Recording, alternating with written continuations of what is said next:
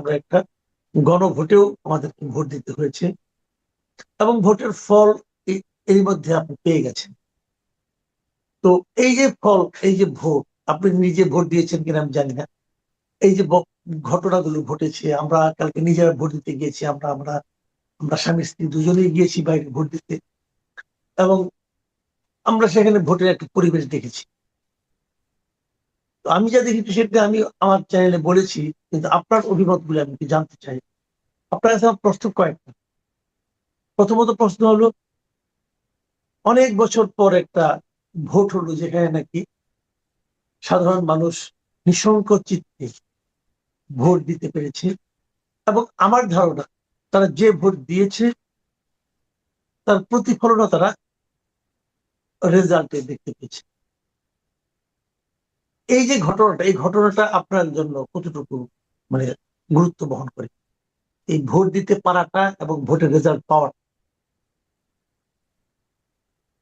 আপনাকে ধন্যবাদ আর অন্য মঞ্চের দর্শকদেরকে শুভেচ্ছা। আসলে অনেক বছর পরে একটা পার্টিসিপেটরি নির্বাচন হয়েছে। ব্যাপারটা আমাদের জন্য অনেক আশার আসলে। এছাড়া হচ্ছে আমরা দেখেছি এবং শুনেছিও।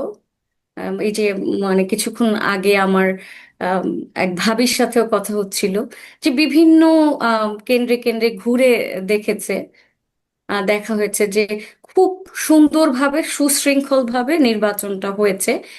এরকম নির্বাচন আসলে অনেক বছর হয়নি। এবং আম, আমি খুব একটা দেখিনি যে খুব ডিসস্যাটিসফাইড কোনো আশেপাশের কোনো মানুষের কোনো মন্তব্য কোন একেবারেই মানে ডিসস্যাটিসফ্যাক্টরি দেখিনি। সবাই খুবই স্যাটিসফাইড। এবং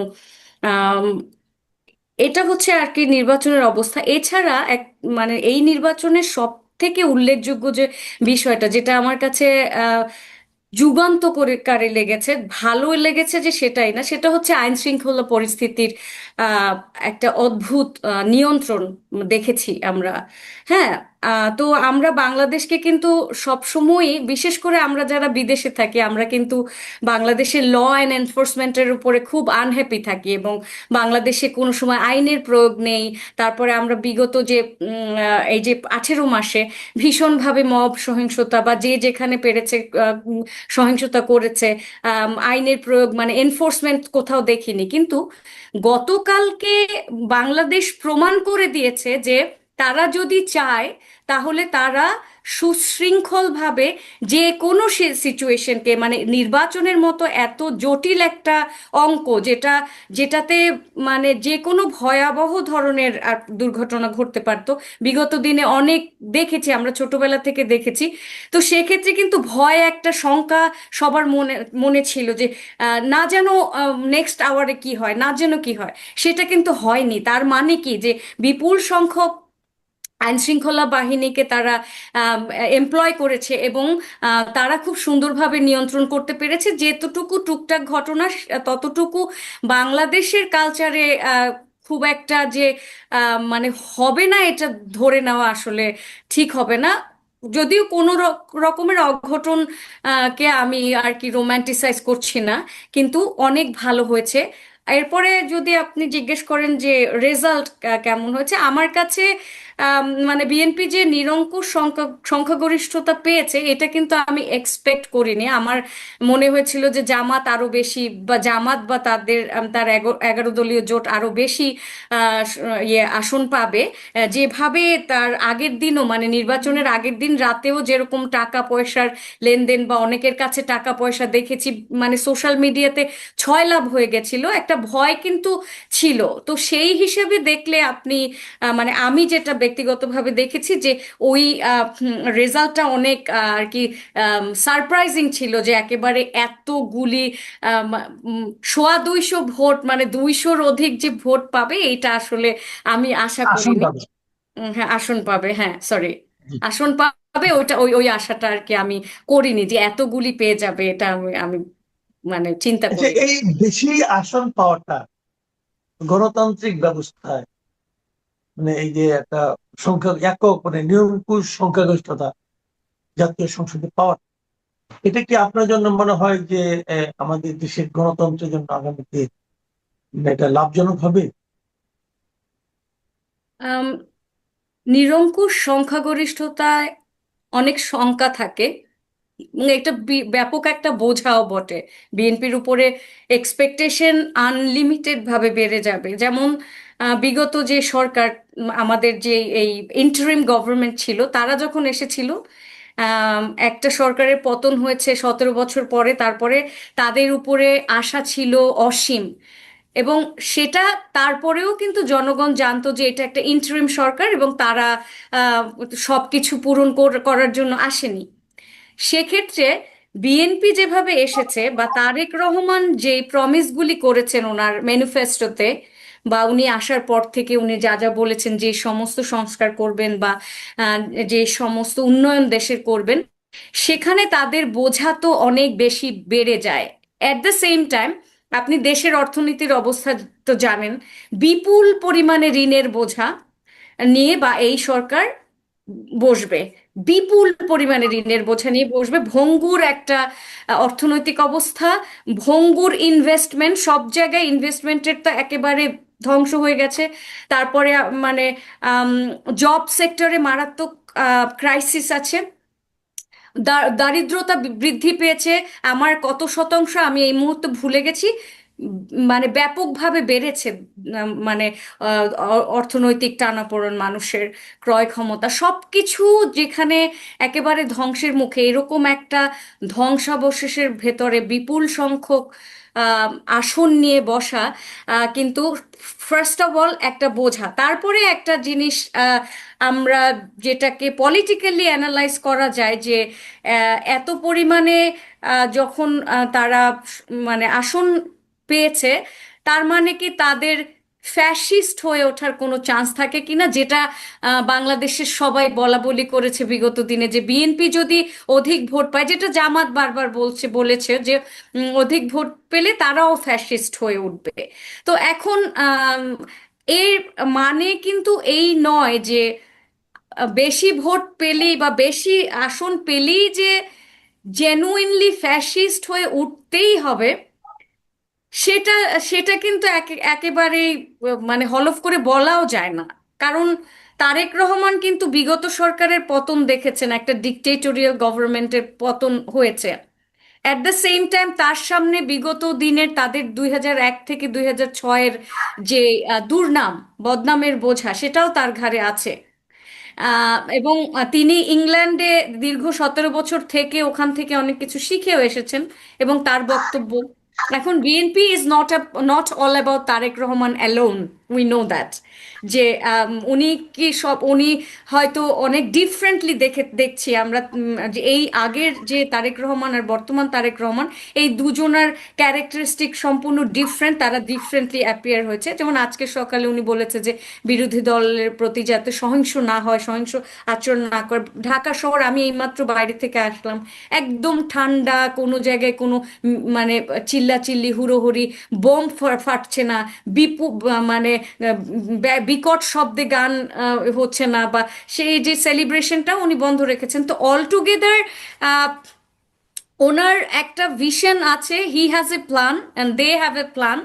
এখন ওনার যে যারা কিনা জয়ী হয়েছেন, এরা তো সবাই মিলে একটা মন্ত্রী পরিষদ গঠন হবে এবং সবাই মিলে পার্লামেন্টে যাবে।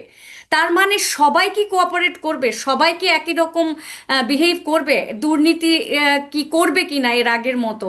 তো দুর্নীতিটা কিভাবে কন্ট্রোল করবে? যেমন বিএনপির নামে কিন্তু ঢালাওভাবে বদনাম হয়ে গেছে যে চাঁদাবাজি করে। তো এই যে এটাও কি মাঠ পর্যায়ে ব্যাপকভাবে কন্ট্রোল করা যাবে কিনা, বা সেইটা কন্ট্রোলটা সে কিভাবে করবে, সেই ব্যাপারটা আছে। অ্যাট দ্য সেম টাইম জামাতের যে ব্যাপক চ্যালেঞ্জ, বা এনসিপি, তাদের এগেনস্টে যারা থাকবে, তারা এখন অনেক শক্তিশালী, তাদের হাতে কিন্তু ধর্মের হাতিয়ার আছে। তো ওই একটা হাতিয়ারের জিনিস এগেনস্টে। হুম, একটা হুম, হুম। জিনিস আমি বলি যে গত বেশ কয়েকদিন ধরে আমরা দেখছিলাম যে দেশের জন্য প্রধান আলোচনার বিষয় ছিল যে নারীদের বিষয়গুলো ছিল, যে নারীদের কর্মঘণ্টা, নারীদের জীবনযাপন কি হবে, নারীরা কি বাইরে একা বেরোতে পারবে কিনা, নারীদের পর্দার মাত্রাটা কোন পর্যায়ে দাঁড়াবে, এগুলো নিয়ে কিন্তু আলোচনা হচ্ছিল, এবং সে আলোচনা কিছুটা জামাত করছিল, কিছুটা জামাতের যারা বিরোধিতা করে তারাও করছিল। অনেকের মধ্যে, অনেক নারীর মধ্যে এটা নিয়ে আমি উদ্বেগ দেখেছি, উৎকণ্ঠাও দেখেছি। তো আপনার কি মনে হয় যে সেই উদ্বেগ উৎকণ্ঠার কিছুটা হলেও মানে অবসান হয়েছে অথবা কমেছে? আমি একজন নারী হিসেবে বলতে পারি আমার মাথা থেকে একটা বোঝা যেন নেমে গেল। আমার মনে হয়েছিল যে মানে যদি জামাত উইন করে তাহলে জামাত নিজে যতখানি না সহিংস হবে, সাথে সাথে তো সহিংস হওয়া সম্ভব না, বা আসার সাথে সাথে তাদের দ্বারা হোল ফুল রেস্ট্রিকশন দিয়ে দেওয়া সম্ভব না, সবাইকে ধরে ধরে বোরকা হিজাব পরিয়ে দেওয়া সম্ভব না, সময় লাগবে। কিন্তু তাদের যে বট বাহিনী আছে, তাদের বট বাহিনীর আমি নিজে ব্যক্তিগতভাবে খুব বড় একটা ভিকটিম। কারণ আমি ফেমিনিস্ট মুভমেন্ট বলতে একটা পেজ চালাই। তো আমার কি মনে হয়েছিল জানেন, যে যদি জামাত আসে, যখন টিভিতে দেখছিলাম যে শুরুতে দেখাচ্ছিল জামাত অনেক ইয়ে পাচ্ছিল আর কি, আপনার ভোটিংটা অনেক ভালো ভোট পাচ্ছিল, তখন আমার ভয় লেগেছিল। আমার মনে হচ্ছিল যে ওনারা যদি আসে তাহলে আমার এই যে পেজ না, পেজের কার্যক্রম, হ্যাঁ, নারীবাদী আন্দোলন, এটা আমার ডিলিট করে দিতে হবে। ইভেন আমার মেয়েও আমাকে বলেছে, মা তুমি ওটাকে ডিসেবল করে দাও। আমার ফেসবুকে যে আমি লেখালেখি করি বা সোশ্যাল মিডিয়াতে লেখালেখি করি, সেগুলোও বন্ধ হয়ে যেত। এটা আমার ব্যক্তিগত যে আর কি অভিজ্ঞতা, আমি যেটা সহ্য, ইভেন আজকেও আমি পোস্ট যে কয়টা দিয়েছি সেখানেও বটবাহিনীর আক্রমণ আছে, কিন্তু আক্রমণটা একটু কমে গেছে আপনি জানেন। কালকের পরে মানে আমার পেজে বা আমার সোশ্যাল মিডিয়াতে হাহা রিয়েক্ট এবং গালিগালাজ আপনার 98% কমে গেছে। আমি একদম স্ট্যাটিস্টিক আপনাকে দেখিয়ে দিতে পারবো। হাহা রিয়েক্ট এবং গালি, অকথ্য ভাষায় গালি, যেটা আমি, তো এখন এই ভয়ঙ্কর রকমের একটা রিলিফ পেয়েছে। কারণ আপনি দেখবেন জাইমা রহমান উনি কিন্তু নারীদের সাথে এক ধরনের গণসংযোগ করেছেন, এবং ওনার ভাষা এবং ওনাদের যে নারী বিষয়ক যে ওনাদের যে সমস্ত ডিসিশন ওনারা মেক করেছে, যে নারীরা কিভাবে একটা ভালো অবস্থানে যাবে। তো অল টুগেদার আমি মনে করব বাংলাদেশের নারীদের জন্য এইটা একটা বড় ধরনের রিলিফ, এই ব্যাপারে কোনো সন্দেহ নেই। আপনি একটা কথা বললেন যে আপনি ধারণা করেছিলেন যে বিএনপি হয়তো 200 কম পাবে আসন, হুম। মানে একক নিরঙ্কুশ সংখ্যাগরিষ্ঠতা নাও পেতে পারে, কিন্তু তারা পেয়ে গেল। কারণ পেল তো ভোটে। আপনি আপনার কি মনে হয়, আপনি যে ভোটগুলির কথা ভেবেছিলেন তার বাইরেও কি এই 2 দিনে বিশেষ কোনো কোনো গোষ্ঠীর ভোট তারা অতিরিক্ত পেয়েছে? যেমন অনেকে আমাকে বলছে যে তারা নাকি হিন্দু ভোটগুলো একচেটিয়া পেয়েছে, এটা বলছে।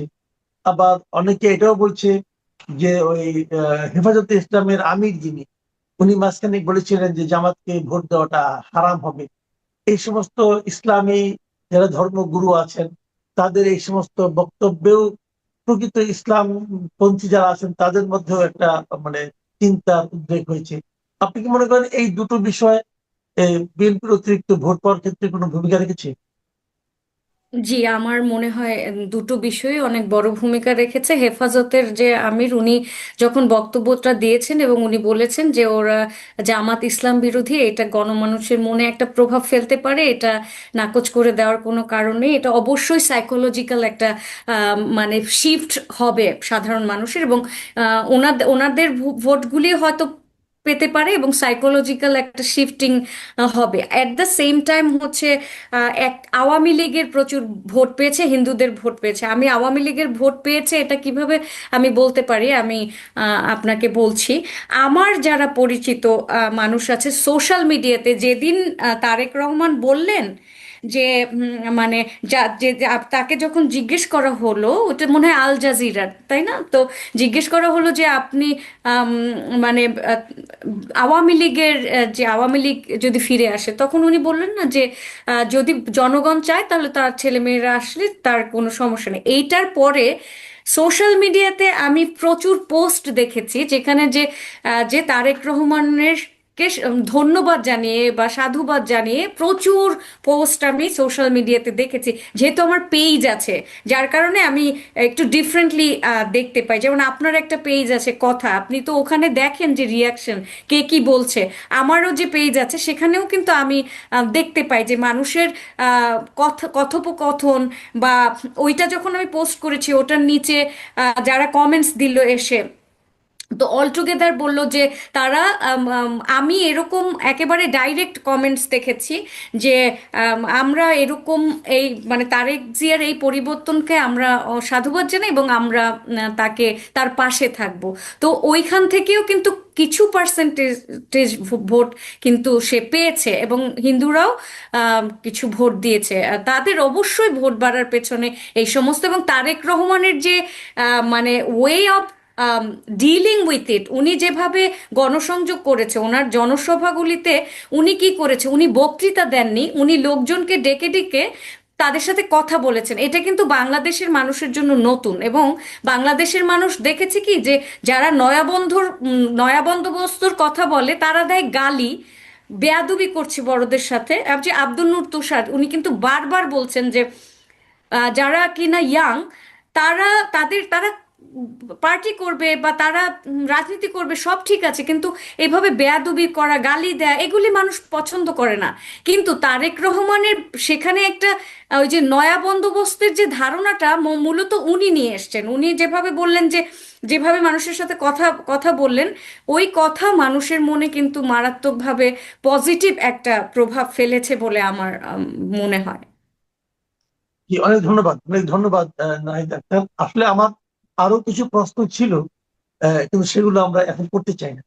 যেমন আমি হয়তো জানতে চাইতাম যে নির্বাচনের পর ক্ষমতা কিভাবে হস্তান্তর হবে, অথবা ক্ষমতা পাওয়ার পর তারেক রহমানের জন্য প্রথম চ্যালেঞ্জ কোনটা হবে, দেশ কিভাবে চালাবেন, এগুলো নিয়ে আমরা পরবর্তী সময়ে আরো একদিন কথা বলবো। কিন্তু আজকে আমরা মানে নির্বাচনে তাদের যে ইমিডিয়েট যে ফলটা, এই ফলটা নিয়ে আমরা কথা বললাম। আপনাকে অনেক ধন্যবাদ। প্রিয় দর্শক, আপনারাও বুঝতে পেরেছেন যে এই জয়ের পেছনে তাদের দাঁড়িয়েছিলেন প্রায় সবাই গোহারা হেরেছে।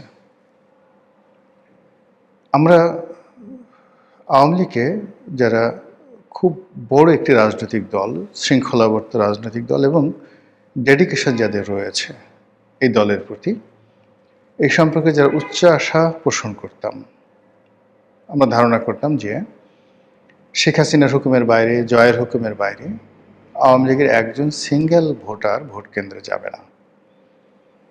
কিন্তু বাস্তবতা হলো যে সকল একেবারে সন্দেহ অবিশ্বাস দূর করে দিয়ে এই নির্বাচনে যত সংখ্যক ভোটার ভোট কেন্দ্রে উপস্থিত হয়েছেন এবং যেভাবে শান্তিপূর্ণভাবে ভোট দিয়েছেন, ভোটে অংশগ্রহণ করেছেন, সেটা আওয়ামী লীগ যদি সঠিকভাবে গ্রহণ না করে এবং এই নির্বাচনের ফলাফলকে যদি আওয়ামী লীগ তাদের আত্মসমালোচনার হাতিয়ার হিসেবে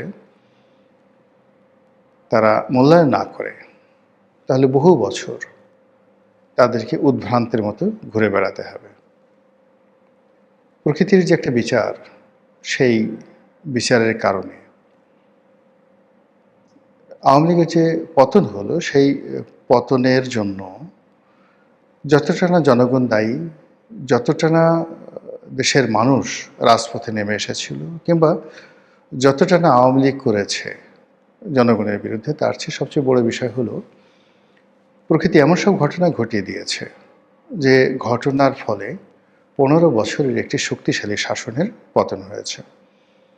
এবং এই ভোটের একদিন আগ পর্যন্ত আওয়ামী লীগের যারা লোকজন তারা শতভাগ নিশ্চিত ছিল ভোট হবে না। দ্বিতীয় ছিল যে ভোট যদি হয়ও তারা, যারা আওয়ামী লীগ করেন, তারা কখনোই ভোট কেন্দ্রে যাবেন না।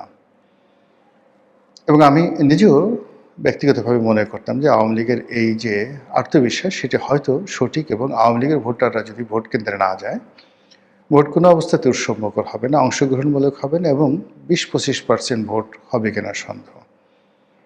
এরকম একটা ধারণা আমারও ছিল। কিন্তু বাস্তবতা হলো যে নির্বাচনের দিন এই হাতে গোনা কিছু ভোট কেন্দ্র ছাড়া প্রায় সব ক্ষেত্রেই ভোটাররা হুমড়ি খেয়ে পড়েছেন। এখানে কোনো ইলেকশন ইঞ্জিনিয়ারিং ছিল কিনা আল্লাহ ছাড়া বলতে পারবে না, কিন্তু আমরা দৃশ্য তো দেখিনি। শান্তিপূর্ণভাবে হয়েছে এবং বাংলাদেশের ইতিহাসে এত কম মারামারি, এত কম গণ্ডগোল এবং হানাহানি ছাড়া একটি সুন্দর নির্বাচন কল্পনাই করা যায় না। তো সেই দিক থেকে বিএনপির বিজয়, তারেক রহমান সাহেবের প্রধানমন্ত্রী হওয়া, এইগুলো যদি আপনি আওয়ামী লীগের একদম শেষ কয়েকটি বছরের কথাবার্তার সঙ্গে তুলনা করেন, তাহলে বুঝতে পারবেন যে তাদের মধ্যে কতটা মনোবেদনা তৈরি করেছে। তারা কোনো অবস্থাতেই তারেক রহমান সাহেবকে কোনো রাজনৈতিক ব্যক্তিত্ব মনে করতেন না। স্বয়ং প্রধানমন্ত্রী শেখ হাসিনা থেকে শুরু করে তার যারা লোকজন রয়েছেন তারা মনে করতেন যে অর্বাচীন বালক, এর দ্বারা কোনোদিন নির্বাচন করা সম্ভব হবে না, দেশ পরিচালনা তো দূরের কথা, দল পরিচালনা করাও সম্ভব নয়। এবং তাদের সেই তুচ্ছতাচ্ছিলের কারণে তারেক রহমান সাহেবের যতটুকু না যোগ্যতা আছে, আওয়ামী লীগ করত কি সেই যোগ্যতাটাকে আরও 99% কমিয়ে মাত্র 1% তার সেই যোগ্যতার নম্বর দিয়ে তাকে সেভাবে মূল্যায়ন করতেন। উঠতে বসতে গালাগাল, জিয়াউর রহমানকে গালাগাল, বেগম জিয়াকে গালাগাল। জিয়াউর রহমান পাকিস্তানের চর ছিলেন। তারপর তারেক রহমান সাহেবের হাওয়া ভবন, দুর্নীতি, অনিয়ম, যথেচ্ছার যা নিয়ে আওয়ামী লীগের লোকজন যেভাবে কথাবার্তা বলেছেন, আপনি ওই সময় সংসদের যে কার্যপ্রণালী বিধি রয়েছেন সেগুলো শুনলেই বুঝতে পারবেন যে ওই সময়টিতে আওয়ামী লীগের নেতৃবৃন্দ শেখ সেলিম থেকে শুরু করে অন্যান্য সিনিয়র নেতৃবৃন্দ, এমনকি তোফায়েল আহমেদ, আমির হোসেন আমু, মতিয়া চৌধুরী এবং স্বয়ং প্রধানমন্ত্রী শেখ হাসিনা বেগম জিয়া সম্পর্কে, জিয়াউর রহমান সম্পর্কে, তারেক জিয়া সম্পর্কে কী সব কথাবার্তা বলেছেন। বাস্তবতা হলো যে এই প্রকৃতি এরকম একটা, যাকে বলা হয় অধিক্ষেত্র, এখানে সব কর্মেরই সমান প্রতিক্রিয়া রয়েছে। 2001 সন থেকে 2006 সন পর্যন্ত বিএনপি আওয়ামী লীগের সঙ্গে যে কাজগুলো করেছে প্রকৃতি তাদেরকে ফিরিয়ে দিয়েছে। আবার 2009 থেকে 2025 পর্যন্ত আওয়ামী লীগ যে কাজগুলো করেছে বিএনপির প্রতি, সেই কাজের প্রতিদানও প্রকৃতি প্রথমত বিএনপিকে দিয়েছে, দ্বিতীয়ত আওয়ামী লীগকে দিয়েছে। আওয়ামী লীগ এখন কী করবে? তারা যতবার শুনবে যে প্রধানমন্ত্রী তারেক রহমান জাতির উদ্দেশ্যে ভাষণ দেবেন, প্রধানমন্ত্রী তারেক রহমান ভারত ভ্রমণে যাবেন, আর বিমানবন্দরে তাকে অভ্যর্থনা জানানোর জন্য স্বয়ং নরেন্দ্র মোদী উপস্থিত, এ দৃশ্য যখন শেখ হাসিনা দেখবেন, তার লোকজন দেখবেন, তাদের কেমন লাগবে, কতটা কষ্ট তারা পাবেন? তারা কি তারেক রহমান সাহেবের যে সাহায্য, সহযোগিতা, অনুকম্পা, এগুলো নিয়ে বাংলাদেশে আসবেন, রাজনীতিতে পুনর্বাসিত হবেন? অথবা তারেক রহমান সাহেব যদি তার উদারতা ভুলে গিয়ে প্রতিহিংসা পরায়ণ হয়ে ওঠেন আওয়ামী লীগের মতো, এবং আওয়ামী লীগের লোকজনদেরকে তিনি তার গতানুগতিক বাংলাদেশের যে ট্রেডিশন, সেই ট্রেডিশন অনুযায়ী শাস্তি দেন, মামলাগুলো চালিয়ে নেন, যেগুলো আইসিটিতে মামলাগুলো চলছে সেই মামলাগুলো তিনি চালিয়ে নেন, এবং আওয়ামী লীগ যেভাবে বলতো 11-এর সময় যে মামলাগুলো হয়েছিল বেগম জিয়ার বিরুদ্ধে, তারেক রহমান সাহেবের বিরুদ্ধে, সেই মামলাগুলো আওয়ামী লীগ চালিয়ে নিয়েছিল এবং বলছিল আমরা তো এই মামলাগুলো দেইনি, এই মামলাগুলো 11-এর সময়টিতে যারা সেনা শাসক ছিলেন তারা দিয়েছেন। তো এখনও যদি তারেক রহমান সাহেব বলেন যে শেখ হাসিনার বিরুদ্ধে, আওয়ামী লীগের বিরুদ্ধে আমরা তো কোনো মামলা দেইনি, এই মামলাগুলো ডক্টর মোহাম্মদ ইউনূসের জমানায় হয়েছে, আর এখন বাংলাদেশের কোর্ট কাছারি স্বাধীন বিচার ব্যবস্থা রয়েছে, আমরা তো সেই বিচার ব্যবস্থায় হস্তক্ষেপ করতে পারি না। অর্থাৎ শেখ হাসিনার মুখের ভাষাগুলো, আইনমন্ত্রী আনিসুল হকের মুখের ভাষাগুলো যদি এখন তারেক রহমান সাহেব অনুকরণ করেন, একই কথা বলেন, তাহলে আওয়ামী লীগের জন্য কী পরিস্থিতি হবে? এক। 2 নম্বর হলো যে গত অল্প কয়েকদিনের মধ্যে আমরা তারেক রহমান সাহেবের বাংলাদেশে আগমন, যত দ্রুত তিনি সিদ্ধান্ত নিয়েছেন এবং দেশে আসার পর তিনি যেভাবে নিজেকে উপস্থাপন করেছেন এবং যতটা পরিশ্রম করে সারা বাংলাদেশ চষে বেরিয়েছেন, এতে নিশ্চিত করে বলা যায় যে 2001 সনের তারেক রহমান সাহেব এবং 2025 সনের তারেক রহমান সাহেবের মধ্যে আকাশ এবং পাতাল পার্থক্য। অন্যদিকে 2009 সনের শেখ হাসিনা কিংবা 2025 সনের সজীব ওয়াজেদ জয় বা আর তারেক রহমান সাহেব এক জিনিস নয়।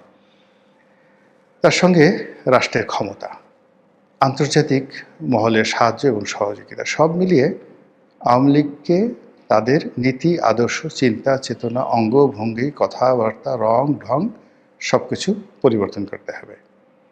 আদারওয়াইজ এই রাজনীতিতে তাদের ফিরে আসাটা সুদূর পরা হতো। ধরুন তারেক রহমান সাহেব তো প্রায় 17 বছর পরে এলেন। এখন জয় যদি 17 বছর পরে আসেন, জয়ের বয়স এখন প্রায় 55 বছর। 17 বছর পরে জয়ের বয়স কত বছর হবে? 65, 70, 72 বছর বয়স। 17 বছর পর শেখ হাসিনা কতদিন থাকবেন? আল্লাহ তো ন্যায় বিচারক। তিনি বিএনপিকে যে কর্মের জন্য 17 বছর শাস্তি দিয়েছেন, আর আওয়ামী লীগকে সেই কর্মের জন্য যদি কম করে হইলেও 17 বছর বা 20 বছর সাজা দেন, তাহলে এখন যারা আছেন তারা কোথায় থাকবেন, কি বলবেন, কি করবেন ইত্যাদি অনেকগুলো বিষয়। আর এই যে আওয়ামী লীগের দুর্ভোগ এবং দুর্দশা, এটাকে সংক্ষিপ্ত করার জন্যে আওয়ামী লীগ যে কাজটি করতে পারে সেটা হল তওবা, অনুশোচনা, নিজের ভুল স্বীকার করা এবং জায়নামাজে বসে তাহাজ্জুদের নামাজ পড়ে মহান আল্লাহ রাব্বুল আলামিনের কাছে কান্নাকাটি করা, সুন্দরভাবে বলা যে হে আল্লাহ, তুমি আমাকে যে নিয়ামত দিয়েছিলে বা আমাদেরকে যে নিয়ামত দিয়েছিলে, আমরা সেই নিয়ামতের মর্যাদা রক্ষা করতে পারিনি। আমরা সম্মানিত মানুষকে বেইজ্জতি করেছি আর অসম্মানিত এবং বাজে লোকদেরকে সম্মানের চেয়ারে বসিয়েছি। আমরা দুর্বৃত্তদের হাতে ক্ষমতা ছেড়ে দিয়েছি আর ভালো মানুষদেরকে নির্বাসনে পাঠিয়েছি। হে আল্লাহ, তুমি আমাদেরকে মাফ করে দাও, নতুন করে আমাদেরকে আবার একটি সুযোগ দাও। প্রতিটি মানুষ এভাবে যদি তওবা না করেন, আওয়ামী লীগের ফিরে আসাটা সত্যিকার অর্থে আল্লাহ কবে তাদেরকে মঞ্জুর করেন ফিরে আসাটা, এটা আল্লাহ ছাড়া কেউ বলতে পারবেন না। অন্যদিকে বিএনপির যারা কর্তা ব্যক্তি, এই ভূমিধস বিজয়ে তারা যদি উদ্বেলিত হয়ে যান, তারা যদি আওয়ামী লীগের মতোই আচরণ করেন এবং তারা যদি ক্ষমাকে উদার্য হিসেবে না নেন এবং একটি বাংলাদেশ বিনির্মাণে যে সকল প্রকার সাহায্য এবং সহযোগিতা দরকার, এই উদার মনোভাব যদি পোষণ না করেন, তাহলে আল্লাহ 17 বছর পরে তাদেরকে যে নিয়ামত দিয়েছে, এই নিয়ামত নিয়ে নিতে